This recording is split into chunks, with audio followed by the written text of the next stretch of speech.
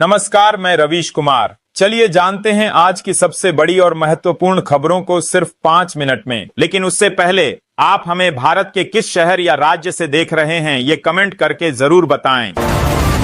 गृह मंत्री अमित शाह आज राजस्थान के दौरे पर हैं। उन्होंने जैसलमेर सीमा के पास जवानों से मुलाकात की और कहा कि 2026 में भारत की सीमाएं इतनी सुरक्षित हो जाएंगी कि परिंदा भी पर नहीं मार सकेगा। उन्होंने घुसपैठ रोकने के लिए नई फेंसिंग टेक्नोलॉजी का उद्घाटन किया।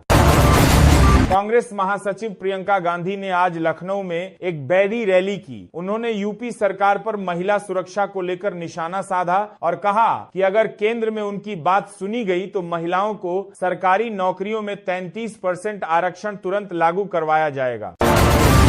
बिहार के उप मुख्यमंत्री रहे तेजस्वी यादव ने आज पटना में सीएम नीतीश कुमार पर तीखा हमला बोला है। उन्होंने कहा कि बिहार की जनता अब इधर उधर करने वाली राजनीति से थक चुकी है और अगले चुनाव में जनता स्थिर सरकार को ही चुनेगी। केरल के राज्यपाल और मुख्यमंत्री पिनाराई विजयन के बीच यूनिवर्सिटी बिल को लेकर विवाद फिर गहरा गया है। राज्यपाल ने आज साफ कहा कि वे उन बिलों पर साइन नहीं करेंगे जो उन्हें संविधान के खिलाफ लगते हैं, जिससे राज्य में प्रशासनिक संकट खचा हो गया है।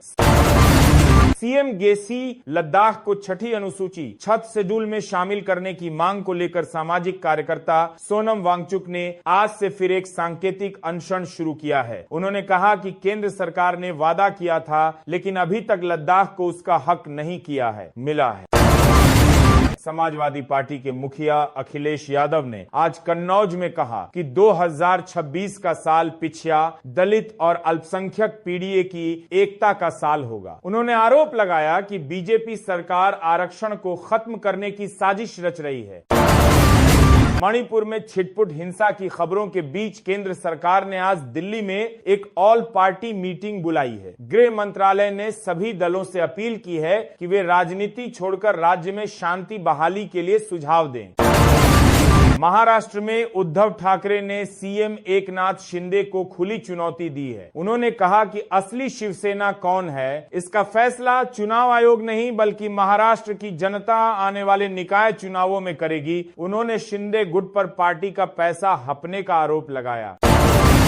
हरियाणा की बीजेपी सरकार ने आज एक बड़ा ऐलान किया है। उन्होंने कहा है कि सेना से रिटायर होकर आने वाले सभी अग्निवीरों को राज्य पुलिस और माइनिंग विभाग में पक्की सरकारी नौकरी दी जाएगी। इसके लिए 10% कोटा फिक्स कर दिया गया है।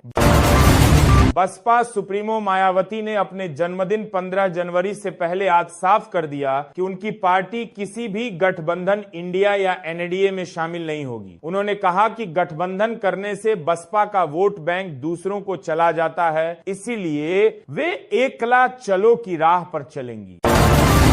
पिछले साल हुई संसद सुरक्षा चूक की बरसी के बाद लोकसभा स्पीकर ने आज नई सुरक्षा गाइडलाइंस जारी की हैं। अब संसद भवन के अंदर जाने के लिए सांसदों के पीए और स्टाफ को भी बायोमेट्रिक जांच और आइरिस स्कैन आंखों की जांच से गुजरना होगा।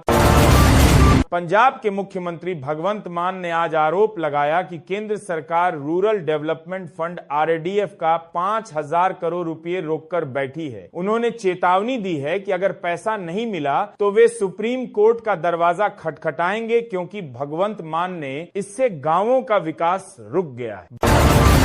बीजेपी नेता अनुराग ठाकुर ने राहुल गांधी के विदेशी बयानों पर पलटवार किया है। उन्होंने आज प्रेस कॉन्फ्रेंस में कहा कि राहुल गांधी विदेश जाकर देश की छवि खराब करते हैं, जो एक जिम्मेदार विपक्ष के नेता को शोभा नहीं देता।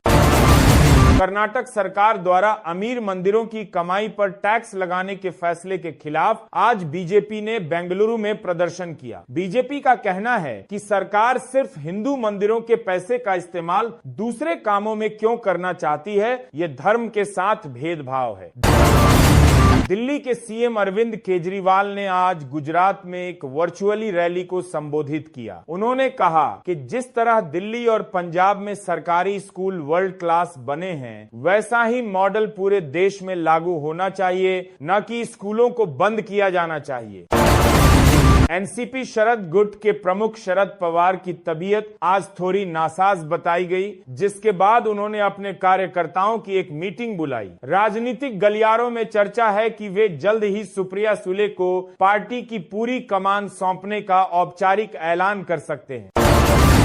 कांग्रेस अध्यक्ष मल्लिकार्जुन खड़गे ने आज फिर मांग की है कि केंद्र सरकार ने जो जातिगत सर्वे कराया था उसके आंखें सार्वजनिक करे। उन्होंने कहा कि सरकार सच्चाई छिपा रही है क्योंकि आंखें बताते हैं कि गरीबों की संख्या बड़ी है।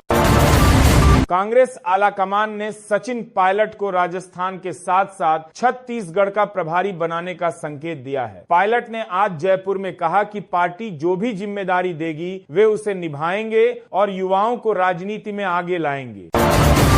चुनाव आयोग ने आज बताया कि उन्होंने वोटर लिस्ट को आधार कार्ड से लिंक करके देश भर से करीब 1 करोड़ फर्जी वोटर कार्ड हटा दिए हैं। ये ऐसे लोग थे जिनका नाम 2 जगहों या 2 राज्यों की वोटर लिस्ट में चल रहा था। AIMIM प्रमुख ओवैसी ने आज हैदराबाद में कहा कि महाराष्ट्र और तेलंगाना में मुसलमानों को शिक्षा और नौकरी में 5% आरक्षण मिलना चाहिए। उन्होंने कहा कि यह कोई भीख नहीं है बल्कि पिछेपन को दूर करने का संवैधानिक अधिकार है। मौसम विभाग ने आज दिल्ली, नोएडा और पश्चिमी यूपी में घने कोहरे फॉग का ऑरेंज अलर्ट जारी किया है। विजिबिलिटी दृश्यता 50 मीटर से भी कम रह गई है, जिससे कई ट्रेनें 5-6 घंटे की देरी से चल रही हैं। ड्राइवरों को धीरे गाड़ी चलाने की सलाह दी गई है। स्वास्थ्य मंत्रालय ने आज जिम और फिटनेस सेंटर्स के लिए नई गाइडलाइन जारी की है। अब हर जिम में CPR ट्रेंड ट्रेनर और इमरजेंसी मेडिकल किट रखना अनिवार्य होगा। यह फैसला जिम में बढ़ते हार्ट अटैक के मामलों को देखते हुए लिया गया है।